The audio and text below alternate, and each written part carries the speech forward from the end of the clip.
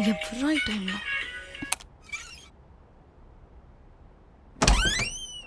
ఎహే 2 minutes ఆగలేవా? ఖాళీగానే ఉన్నావుగా, డోర్ ఓపెన్ చేయడానికి ఏం బాధ?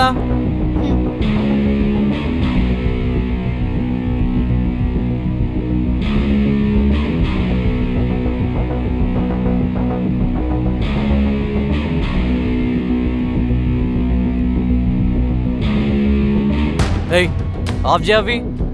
ఏమైంది? ఆఫ్ చేయ అంటే అర్థం కదా, ఎందుకు ఊకే గొడవ పెట్టుకుంటున్నావు? నేను గొడవ స్టార్ట్ చేయలేదు, ఇప్పుడు ప్రశాంతంగా నా పాటలు వింటున్నా.